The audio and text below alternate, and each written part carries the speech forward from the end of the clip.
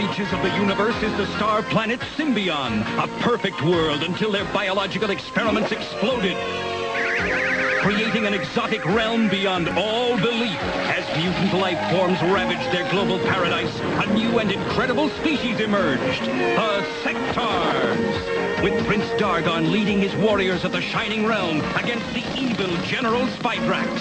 He would destroy all to rule all. His terror troops of the Dark Domain know no mercy.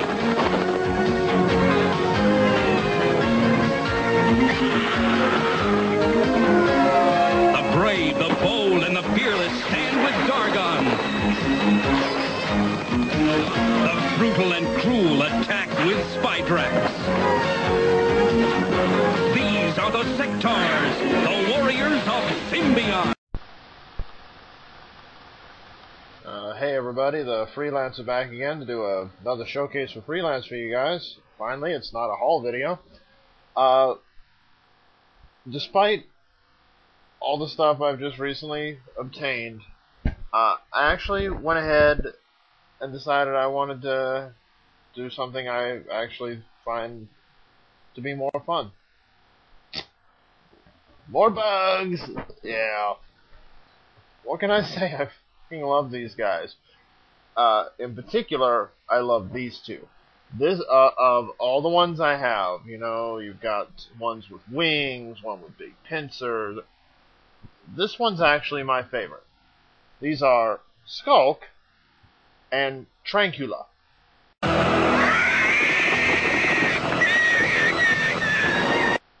Now, I'm not going to go into Skulk's bio very much, because to be honest with you, if you give me a minute, I'll grab hold of it for you. I decided I wanted to go ahead, because there's only 8 issues, I wanted to actually go through each of the comic books with you guys. And he does a lot more in the comics than he did in the miniseries. So I'm going to actually spare you the biography, because I figure you'll hear about it in those. But I'm going to save that for a different video. Trancula, on the other hand, I will tell you about. Let me read you his little biography, again from the SectaursFansector.com. Trancula, Skulk's telebonded steed. Brutal and sadistic, Trancula's gigantic paws grasp and crush. His jaws rip through virtually anything. Without Skulk's constant prodding, Trancula would easily be distracted by his enormous hunger. The longer Trancula is denied food, the meaner and angrier he becomes. I know how that feels.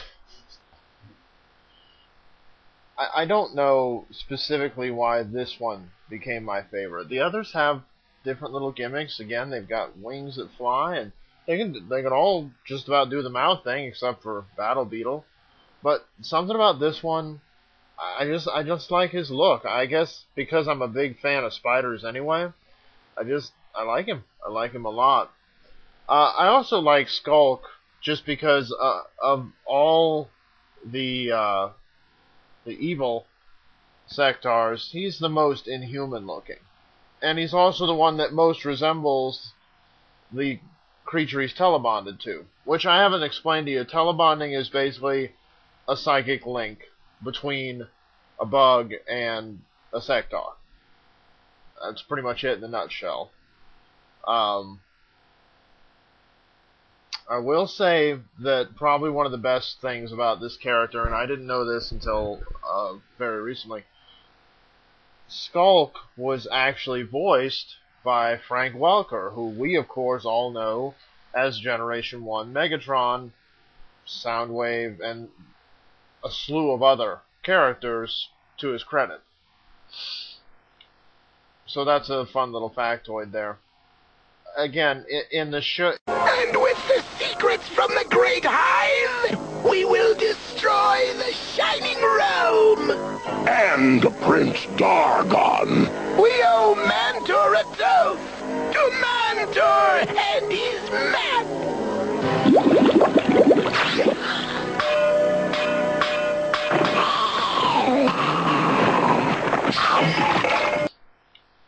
So that's a fun little factoid there. again, in the miniseries, the 5-episode miniseries, he didn't really do a whole lot. The comics, he was fleshed out a bit more, and you gained some attachment to him. He still wasn't a fantastic character, but he was good. I liked him a lot. But then again, it doesn't take much to please me with these, just because I really do love these figures. As I didn't go into it very well when I did Pinsor and Battle Beetle, but to be frank, I like them, but they're not my favorites. These guys really are. And actually, if you look at them, I didn't do them nearly enough credit. These guys actually are, I would honestly go as far to say, if you ask me between the original 80s Master of the Universe toy line versus these guys, I would actually have chosen these.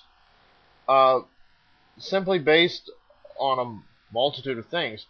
Number one, of course, the bugs themselves. You know, the vehicles and things they had in He-Man, well, they were cool. They were cool, okay? But they weren't as interactive. I mean, this, just put it on your hand, and you can screw around with it, and you can have them fighting things, you know,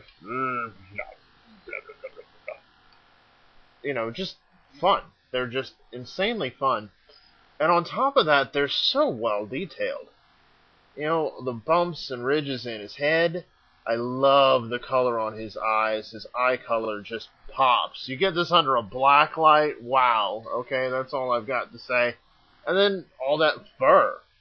And it's not real fur. It's fake fur. But it's not like, say, Beastman or Mossman, where the fur would just fall off of them over time. I mean, these figures are only maybe a couple of years younger, and it's still on there just as good. So I know it's not very popular. Oh, and of course these lovely rows of teeth. But then when you actually look at the figure itself, that's when you get into some crazy detail. First of all, every character is ripped. I mean, super ripped. Like, you know, Spartans in 300 ripped, okay? They are infinitely taller than the original Master of the Universe, and taller than most toys that were around at the time. And then to top it all off, you had leg articulation. You actually could bend their knees around. And they stand up. Well, you can only see his head. But standing them is easy. I remember I used to have to fight with those He-Man figures all the time just to get them to stay. This one, nothing. Just, he's sitting there. Perfectly erect. Nice little detailing and sculpting in the hands. The face. Unbelievable in this face. Like I say, again, Pinsor just wasn't a great example. Skulk here is a fantastic example. His antenna, then you see the back of his head, all those nasty, ugly bumps, and on his back here. It's just gross, and it's supposed to be. These are just so well done. And this weapon, no, this is not his weapon. I actually, unfortunately, don't have all the accessories for Skulk. But I am working to fix that. But even if you look in the weapons themselves, look at all that tiny little intricate detail. I mean, you don't even see that in a lot of figures now. They don't look like this. You know, grips, wires, you know, the barrel itself. I mean, you don't see this level of detail even in stuff that's coming out current. Like I said, this is a 20-something-year-old toy line. And these are just fantastic looking. Again, I didn't do them enough justice, and I'm trying to make up for that now. But you really can't go wrong with these. It's a little obnoxious, the rubber armor thing. But at the same time, I actually like it. because it does stay on well because it sits very tight to their bodies. So it stays on them exceedingly well, and there's enough pockets not only for their weapons, but some other characters' weapons too. So, then Skulk, and Trancula, and the Freelancer, and I hope you all have enjoyed this, and we'll catch you guys later. Right, Skeeto!